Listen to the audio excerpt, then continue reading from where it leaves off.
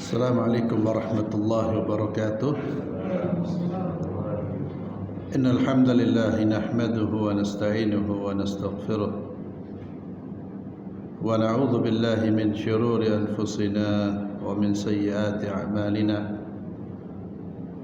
Man yahdihillahu fala mudilla lahu wa man yudlil fala hadiya lahu. Wa asyhadu an la ilaha illallah wahdahu la syarika lahu wa asyhadu anna Muhammadan abduhu wa rasuluhu la nabiyya ba'dah wa ba'd. Kita melanjutkan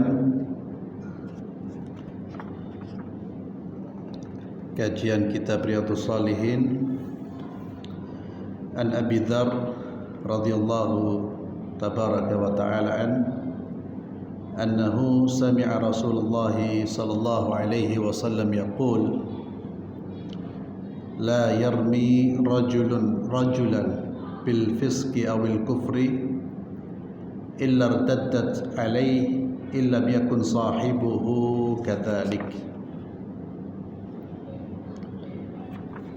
Tidaklah seseorang melemparkan tuduhan fasik atau tuduhan kafir kepada seseorang yang lain illa irtaddat alaih, kecuali tuduhan itu akan kembali kepadanya, kepada yang menuduh, illam yakun sahibuhu kadzalik, jika yang tertuduh tidak layak disebut fasik atau kafir. Hadis riwayat Imam Bukhari.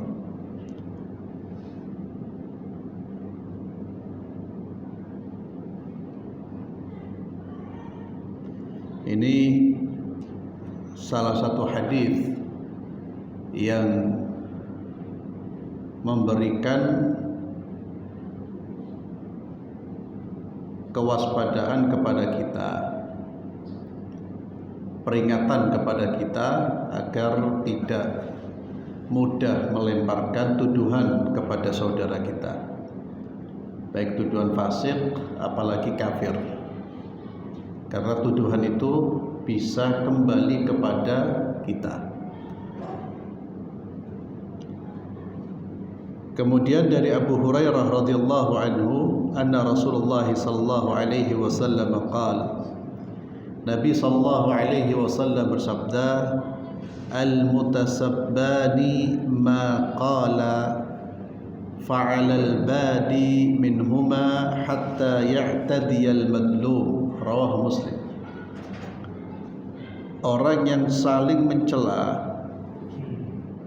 itu dosanya ditanggung mereka berdua. Fa'alal badi minhuma, yang pertama kali menanggung dosa itu adalah orang yang memulai mencela. Fa'alal badi, yang memulai mencela. Hatta ya'tadiyal madlum, kalau yang dicela itu kemudian membalas melebihi kadar yang seharusnya, maka yang membalas pun mendapatkan dosa.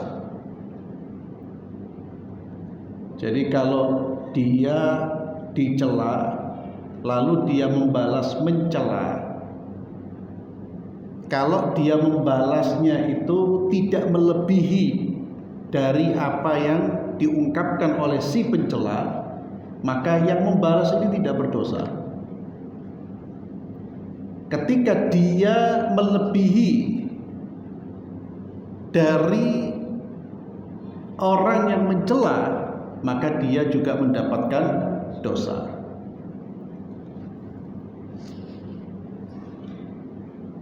Di sini dikatakan Al-Imam An-Nawawi rahimahullah menjelaskan makna hadis ini, inna ithmas sibab al-waqi' bainahuma yakhtassu bil badi minhuma kulliha illa an yujawiz al-thani qadra al-intisar fayu'ti adh-dhalim bi akthar mimma qalahu. Sesungguhnya dosa dari perbuatan mencela itu, dari perbuatan saling mencela di antara keduanya, itu hanya diberikan kepada orang yang memulai, kecuali yang membalas melampaui batas dalam membela dirinya, al-intisar.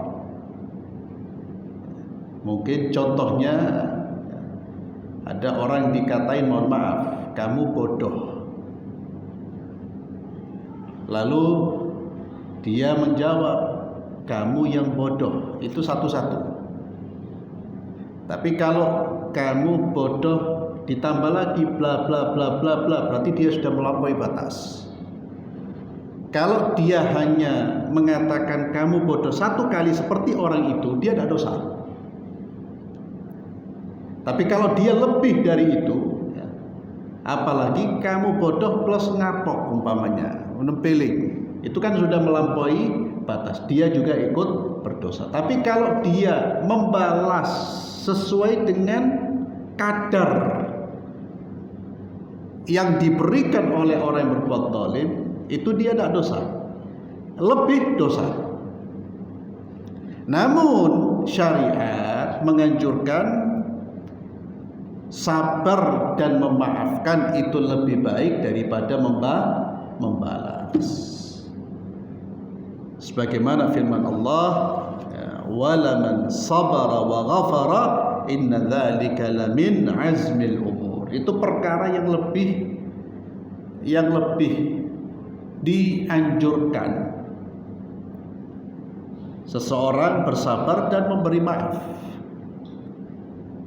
Maka Imam Nawawi rahimahullah mengatakan walakinna sabra wal afwa afdal. Sabar, menahan diri dari membalas, bahkan memberi maaf, itu lebih baik daripada membalas. Dia dikata-katain dengan kata-kata yang buruk, dia tidak membalas. Bahkan dia membalas dengan kata-kata yang baik. Ya akhi, barakallahu fiik.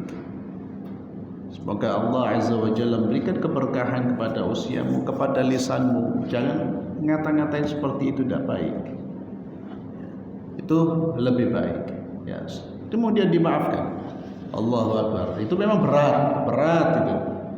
Ya, kita dikata-katain orang memberi maaf itu berat. Tapi fadilahnya luar biasa. Bahkan salah satu ciri orang bertakwa itu kata Allah Subhanahu wa taala wal afina 'anil nas alladzina yunfiquna fis sarra'i wad dharra'i wal kadhibina al ghaidha wal afina 'anil nas wallahu yuhibbul muttaqin. Naam. Muhsinin. Alladzina yunfiquna fis sarra', orang yang senantiasa infak fisarra, di dalam kondisi senang, lapang. Wadharra, dalam kondisi sempit. Dalam kondisi sempit itu ya dia tidak punya fulus, tapi infak. Infak sesuai dengan kadarnya. Dia dalam kondisi membutuhkan tapi tetap membantu.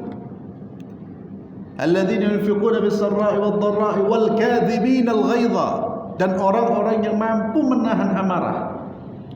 Wal 'afina 'anil nas, tidak hanya mampu menahan amarah, ada orang tidak meluapkan amarahnya tapi menyimpan dendam. Yang dimaksud ayat ini menyimpan amarahnya, artinya menahan amarahnya, kemudian dia lepaskan amarah tersebut dalam artian dia memaafkan, tidak dia lampiaskan apalagi sampai dendam.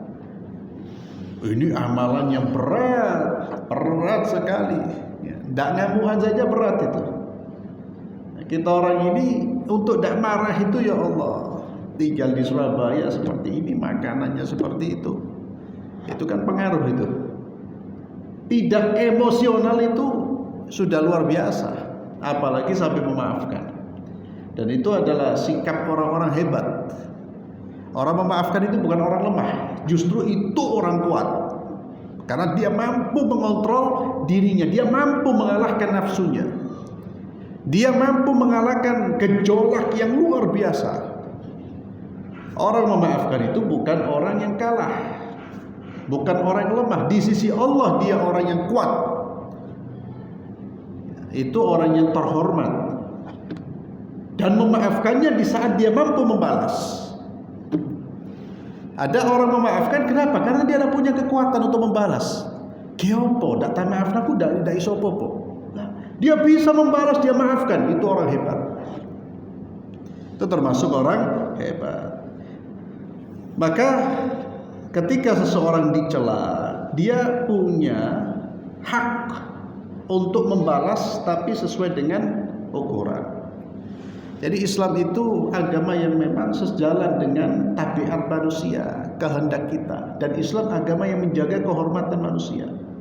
Islam bukan agama khayal yang jauh dari tabiat dan fitrah manusia. Bukan agama yang mengatakan kalau Anda ditempeling pipi kanan, berikan pipi kiri. Kadzab. Ya, itu ajaran dusta itu. Tidak mungkin bisa diterapkan. Siapa coba datangkan orang yang ditempeling kemudian ngasih pipi kiri? Tidak seperti itu. Boleh, dan itu justru kalau itu diterapkan, manusia akan saling menginjak. Anda ditempeling, boleh Anda balas. Boleh membalas. Dalam konteks membalas boleh. Membela diri boleh, tapi tidak boleh melebihi kadar dari yang disampaikan. Tapi kalau dimaafkan lebih baik. Kemudian dari Abu Hurairah radhiyallahu anhu, utiya an-nabiy sallallahu alaihi wasallam bi rajulin qad shariba. Qala idribuhu. Qala Abu Hurairah fa minna ad-daribu bi yadihi wad-daribu bi na'lihi wad-daribu bi thawbihi. فلما انصرف قال بعض القوم أخزاك الله قال لا تقولوا هكذا هذا لا تعينوا عليه الشيطان رواه البخاري.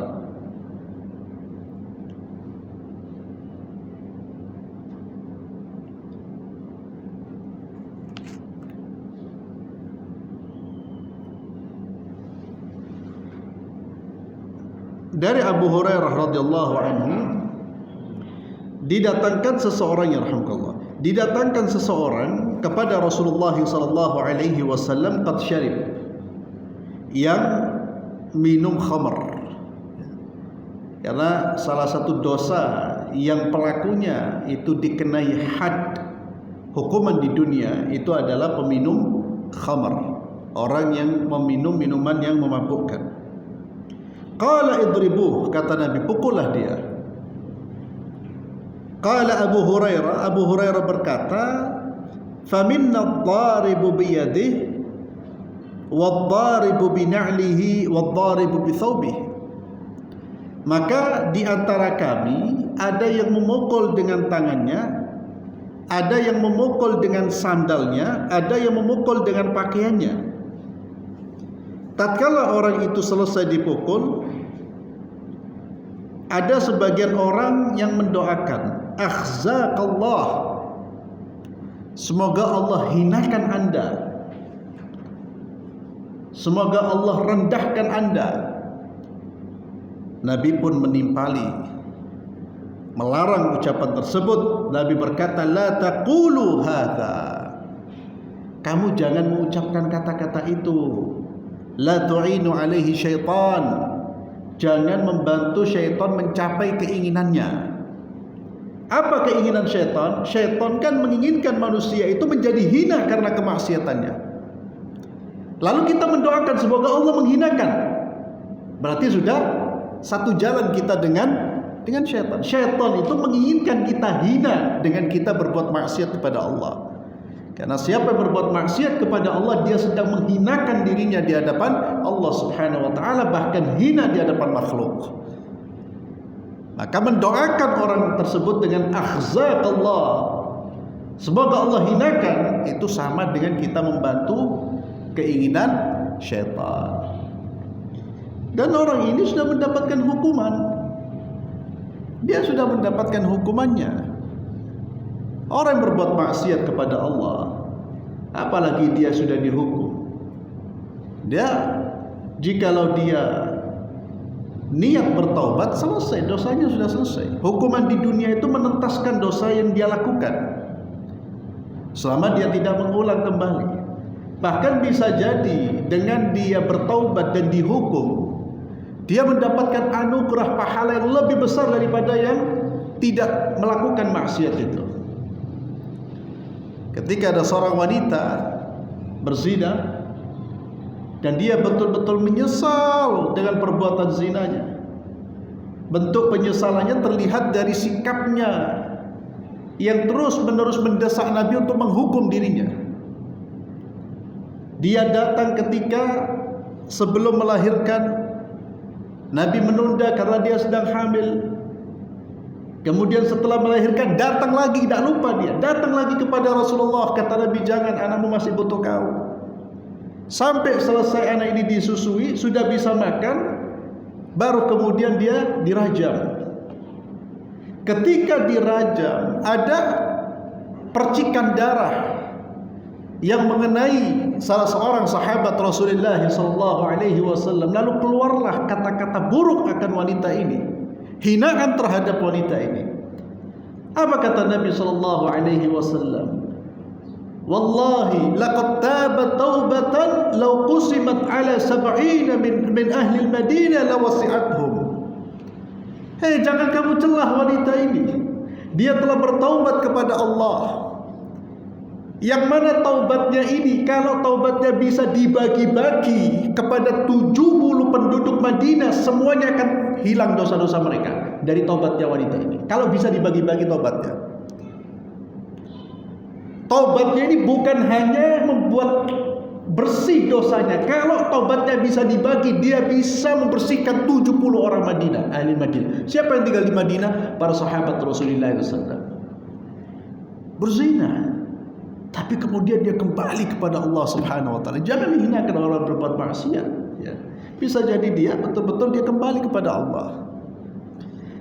Maka mendoakan akhzaqallah, semoga Allah hinakan. Kata Nabi, la tu'inu alaihi syaitan. Kamu jangan membantu syaitan. Syaitan memang ingin dia hina.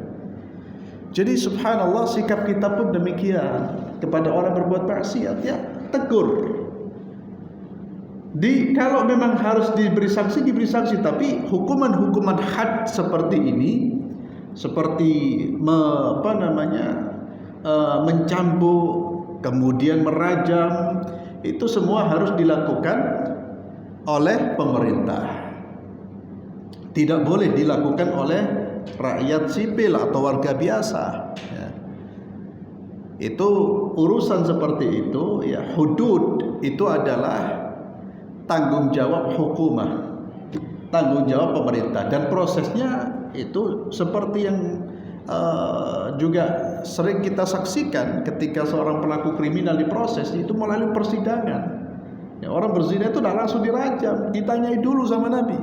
Ada prosesnya sampai ketika hakim memutuskan, nah ini bersalah, dia harus dihukum, diberi sanksi, dicambuk, baru dicambuk. Siapa yang mengeksekusi? Ya hukumah. Maka tidak boleh kita rakyat biasa melakukan mengeksekusi, ya, jiron, umpamanya jiron berzina lalu ditarik, dirajam bareng-bareng, lah dosa semua, nggak boleh, tidak diperbolehkan, karena itu bukan wilayah kita. Ya, ada orang mencuri kemudian diambil, dipotong tangannya, lah itu bukan wilayah kita. أفاد الحديث جواز إقامة حد الخمر بالضرب بغير صوت. Bolehnya menegakkan had, hukuman bagi orang yang minum khamar itu dengan dipukul tanpa dicambuk. وقد اختلف العلماء في ذلك على 3 أقوال. Dalam persoalan ini ada 3 pendapat. As-sahhuha al-jildu bis-saut. Wa yajuzu al-iqtisar 'ala ad-darb bil aidi wath-thiyab. Yang paling benar atau yang paling kuat itu adalah memang dicambuk dengan cambukan, tapi boleh kalau hukuman cambuk itu diganti dengan dipukul tangan atau dicambuk dengan thiyab, dengan pakaian. Adamud du'a 'alal 'asin bima yub'iduhum 'anillah wa yusa'id 'alaihim syaitan. Dari hadis ini juga pada pelajaran buat kita, jangan mendoakan atau tidak mendoakan kepada orang-orang berbuat maksiat dengan doa yang menjauhkan mereka dari Allah. Karena itulah keinginan syaitan terhadap orang yang berbuat maksiat, agar dia memang jauh dari Allah Subhanahu wa taala. Maka doakan dengan hidayah. Ya, hadakallah, hadahullah, Allah yahdik, Allah yahdik. Dan kita jangan marah kalau mendapatkan doa Allah yahdik, ya. Memang kesannya seolah-olah itu kalimat doa tapi juga mencela. Kesannya kan kayak gitu. Orang kan kadang-kadang marah, Allah yahdik, ente Allah yahdik loh. Ya. Padahal Allah yahdik hadza khair. Baik itu, Allah yahdika. Semoga Allah beri hidayah. Amin ya Allah. Hadanallahu wa iyyakum. Ya, hidayah itu mahal. Didoakan alhamdulillah. Maka doakan orang berbuat maksiat kepada Allah, orang yang melanggar, hadahullah, hadahullah, Allah yahdi, Allah yahdi. Al-hududu fil Islam ta'dibun la ta'dzib. Ya, had, hukuman hudud di dalam Islam itu utamanya untuk memberi pelajaran, bukan untuk menyiksa. Untuk memberi pelajaran, pelajaran bagi pelaku dan juga pelajaran bagi orang-orang yang belum melakukan.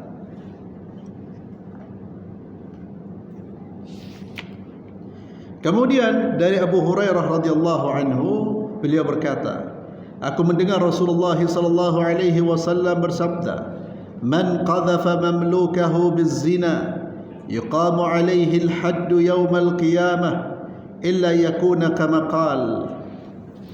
Barang siapa yang melemparkan tuduhan atau menuduh mamluk, menuduh budaknya berzina, maka akan ditegakkan hukuman bagi yang menuduh di hari kiamat. Yang di hari kiamat dia akan mendapatkan sanksi. Kalau di dunia dia tidak diberi sanksi, di hari kiamat dia akan mendapatkan sanksi atas tuduhan zina kepada budaknya. Illa yakuna kama qal, kecuali memang tuduhan itu benar. Tapi kalau tuduhan itu tidak benar, dia akan diberi sanksi di hari kiamat. Dan seburuk-buruk sanksi adalah sanksi di hari kiamat. Itu seberat-berat sanksi itu. Lebih baik orang dihukum di dunia tapi bebas di akhirat, daripada di dunia bebas, di akhirat dia diberi sanksi. Allah berat. Apalagi di alam kubur. Dan setiap manusia yang berbuat jahat pasti dia diberi sanksi. Tidak ada yang lepas. Tidak ada yang lepas dari ketetapan Allah Azza wa Jalla bagi orang-orang yang berbuat zalim.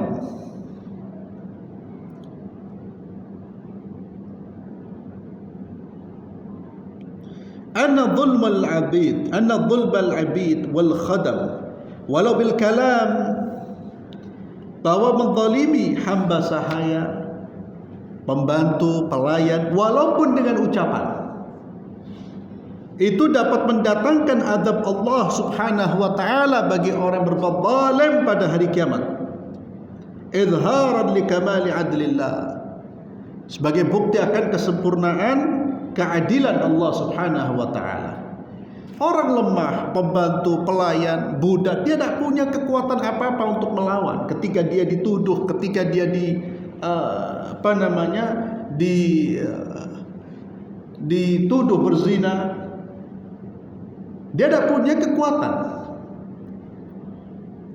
Tapi dia akan mendapatkan pembelaan di mana? Di hari kiamat. Maliki yaumiddin. di hari di mana semua perbuatan itu dibalas oleh Malik, yang rajanya. Allah yang merajai hari kebangkitan, hari pembalasan. Ini juga pelajaran ikhwan fillah buat kita. Kita yang punya pelayan, pegawai, jangan seenaknya. Apalagi ngomong. Ya. Apalagi ngomong seenaknya. Terkadang ada orang berani menuduh pelayannya perempuan umpamanya. Dia lihat umpamanya pakaiannya tidak baik, itu pelacur dan lain sebagainya. Alhamdulillah. Kena di sini dia.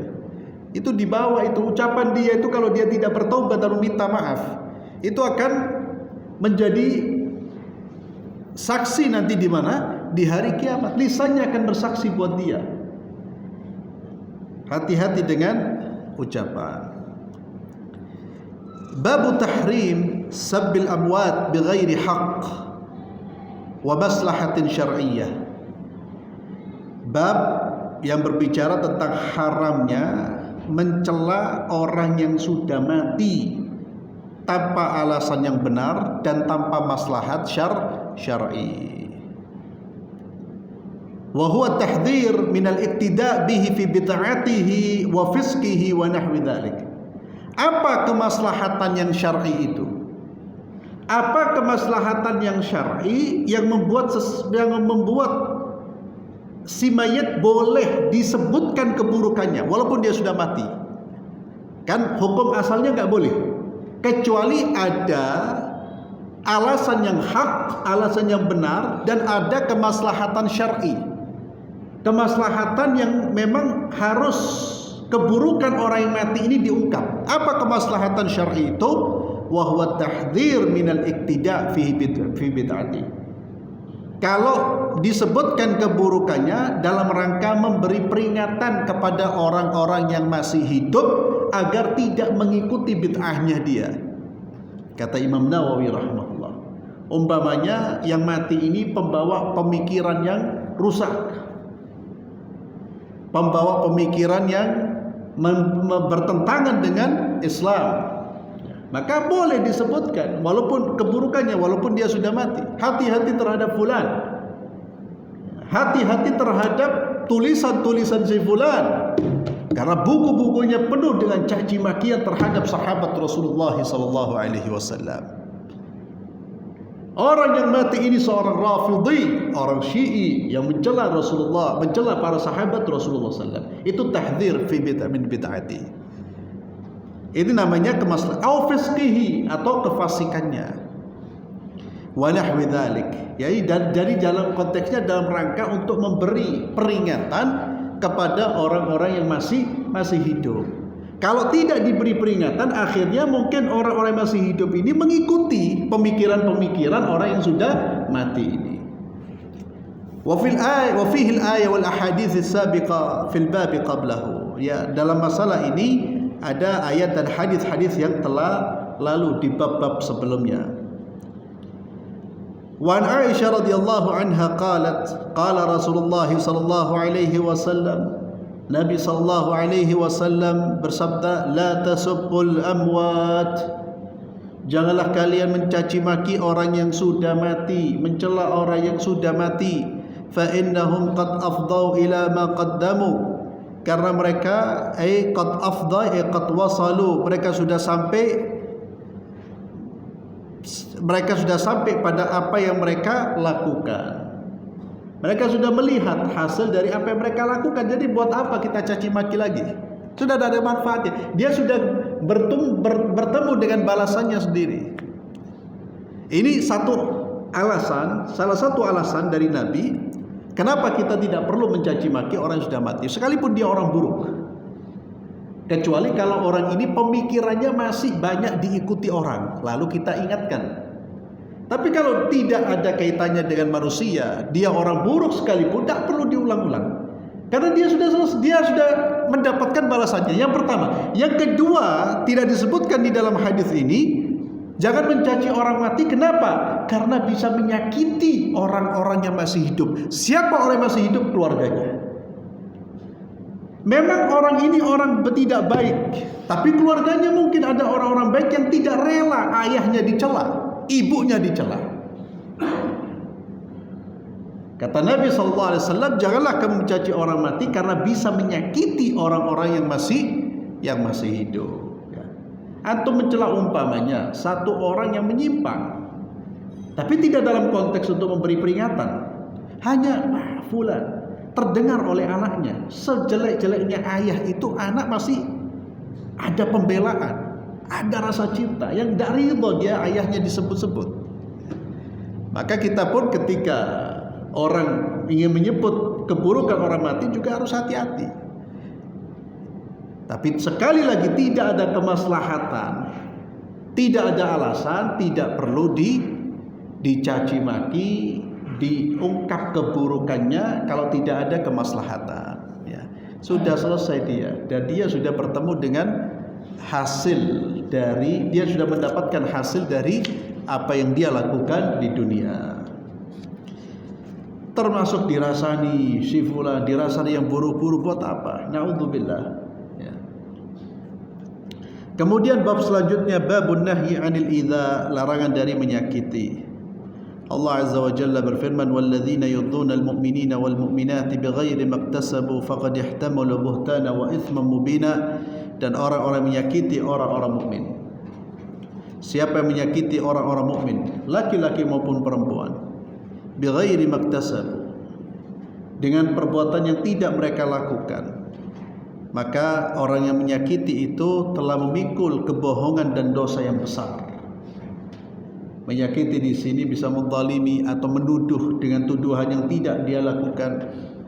Ya, orang yang menuduh menzalimi itu dia memikul dosa yang besar, kebohongan dan dosa yang besar. Dan beban yang paling berat itu adalah beban dosa. Ya. Itu lebih berat daripada beban-beban yang diangkat oleh orang-orang yang mengangkat beban itu. Itu kan berat sudah. Tapi yang lebih berat, yang lebih berbahaya itu kalau kita membawa beban dosa, apalagi dosa dengan orang lain. Dari Abdullah bin Amr bin As radhiyallahu anhuma, beliau berkata, bersabda Rasulullah sallallahu alaihi wasallam, al-muslim man salima al-muslimuna min lisani wa yadihi, wal muhajir man hajara ma nahallahu an, muttafaqun alaih. Kata Nabi sallallahu alaihi wasallam, orang yang sempurna Islamnya, orang yang baik Islamnya, wal muradu bihi huna al muslimul kamil, orang muslim yang sempurna itu adalah orang yang mana orang lain selamat, orang muslim yang lain selamat dari gangguan lisan dan tangannya. Al muslim man salima al muslimuna min lisanihi wa yadihi.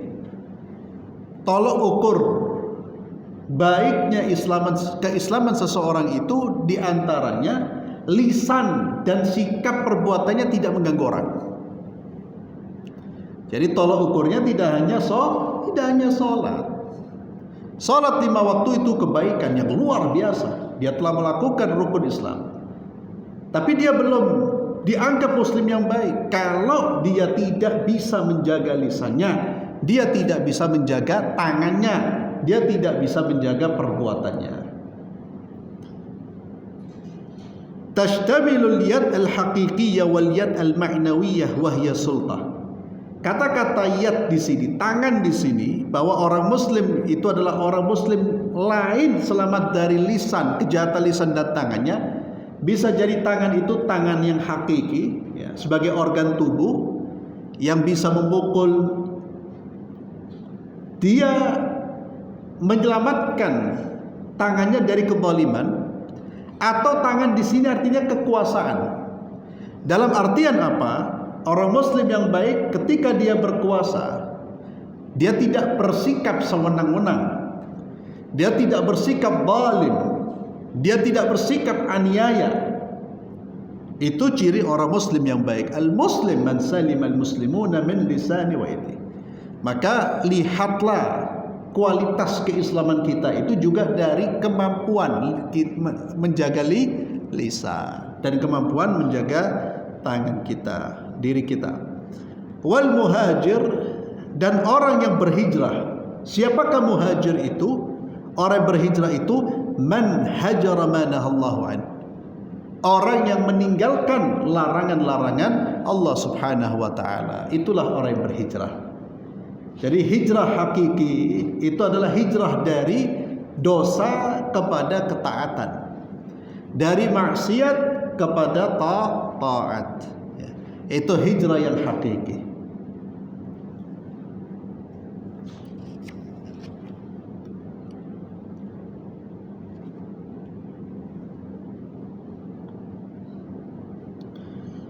أفاد الحديث الابتعاد عن كل ما يلحق الضرر بالمسلمين. Jadi agar keislaman kita baik, maka kita harus menjauhi dari segala macam yang bisa menimpakan darar kepada orang Islam. Jauhi.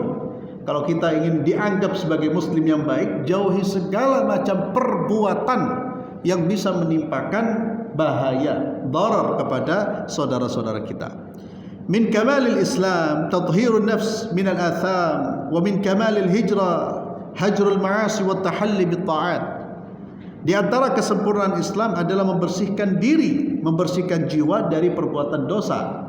Dan di antara kesempurnaan hijrah adalah meninggalkan perbuatan-perbuatan maksiat dan menghiasi diri kita dengan ketaatan. Kemudian dari Abdullah bin Amr bin As radhiyallahu anhu, Nabi sallallahu alaihi wasallam bersabda, "Man ahabba an yuzahzaha 'anil nari wa yudkhala al-jannata falta'tihi maniyatuhu wa huwa yu'minu billahi wal yawmil akhir wal ya'ti ila an-nas alladhi yuhibbu an yu'ta ilayhi." Rawahu Muslim. Kata Nabi sallallahu alaihi wasallam, barang siapa yang ingin dijauhkan dari neraka dan dimasukkan ke dalam surga. Ini cita-cita kita semua. Dijauhkan dari neraka dan dimasukkan ke dalam surga. Kalau tujuan terakhir, tidak ada tujuan selain tujuan itu. Bagaimana ya Rasulullah agar seseorang dijauhkan dari neraka dan dimasukkan ke dalam surga? Maka hendaknya ketika dia wafat, dia beriman kepada Allah dan hari akhir. Falta'tihi maniyatuhu. Maniyatuhu itu kematiannya. Ketika kematiannya datang, maka hendaknya ketika kematiannya datang, dia mati dalam keadaan beriman, tidak mati dalam keadaan kufur. Maka orang baik dengan manusia tapi matinya dalam keadaan kufur, maka dia tidak akan bisa masuk ke dalam surga, tidak akan dijauhkan dari neraka. Syaratnya mati dalam kondisi iman. Iman kepada apa yang harus diimani. Al-imanu billahi wal yaumil akhir. Tapi tidak cukup iman saja. Orang iman saja, iman keyakinannya benar, keyakinan dengan Allah baik, imannya benar, belum cukup kalau tidak diiringi dengan sikap terhadap manusia. Wal ya'ti ilan nasi alladhi yuhibbu an yu'ta ilaihi. Hendaknya dia datang kepada manusia dengan membawa perbuatan-perbuatan yang mana perbuatan itu akan dia senangi, perbuatan-perbuatan yang disenangi oleh manusia. Sebagaimana perbuatan tersebut kalau dilakukan kepada dia, dia pun senang. Jadi memperlakukan manusia sesuai dengan dia ingin diperlakukan seperti itu. Itu maksud dari wal ya'ti ilan nasi alladhi yuhibbu an yu'ta ilaihi. Perlakukan manusia dengan apa yang disukai oleh dirinya. Saya menyukai diperlakukan secara sopan, maka saya pun akan sopan dengan orang. Itu maksudnya. Saya senang diperlakukan dengan dihormati, saya pun menghormati orang. Saya tidak senang dicela, berarti saya tidak boleh mencela. Itu namanya dia berbuat dengan perbuatan yang mana dia senang kalau itu dilakukan untuk dirinya. Maka dengan kata lain, orang yang egois itu bisa terhalang dari masuk surga. Egois itu apa? Ingin diperlakukan dengan baik, dia hanya melihat dirinya harus diperlakukan dengan baik, tapi dia tidak pernah melihat orang lain seperti dirinya. Dan ini harus kita terapkan dimanapun. Dalam kehidupan rumah tangga terapkan. Kita pengen diperlakukan baik oleh istri kita, perlakukan dia dengan baik. Kita tidak ingin dicaci maki, jangan caci maki. Kalau kita ingin dihormati tapi tidak bisa menghormati, ingin tidak dicaci maki tapi mencaci maki orang, kata Nabi belum bisa itu, hatta dia beriman. Maka kata Nabi SAW, kalau kamu ingin masuk surga dijauhkan dari neraka, iman. Yang kedua, perlakukan manusia dengan perbuatan yang mana kita senang kalau diperlakukan dengan perbuatan tersebut. Selama perbuatan yang senang kita diperlakukan dengan perbuatan tersebut adalah perbuatan yang tidak melanggar aturan Allah, ya. Tidak melanggar aturan Allah Subhanahu wa taala. Dan ini sesuai dengan hadis Nabi sallallahu alaihi wasallam, la yu'minu ahadukum hatta yuhibba li akhihi ma yuhibbu li nafsihi. Kata Nabi sallallahu alaihi wasallam, tidak sempurna iman seseorang sampai dia mencintai untuk saudaranya apa-apa yang dia cintai untuk dirinya sendiri. Termasuk ikhwani fillah, seorang muslim harus mencintai hidayah untuk saudaranya. Kita senang mendapatkan hidayah, maka salurkan hidayah. Usahakan saudara kita mendapatkan hidayah. Sehingga orang Islam itu kalau sudah sudah bermasyarakat, sudah bergaul, minimal berdua, itu sudah pikirannya adalah kami, kita, bukan saya. Apa yang saya minta, apa yang saya inginkan, saya juga harus melakukan seperti itu kepada pasangan saya, kepada saudara saya, kepada teman saya. Itu ciri orang beriman yang sempurna, iman yang kuat imannya. Wallahu a'lam bisawab. Kita akhiri dengan doa kafaratul majlis. Subhanakallahumma wa bihamdik, asyhadu an la ilaha illa anta astaghfiruka wa atubu ilaik. Assalamualaikum warahmatullahi wabarakatuh.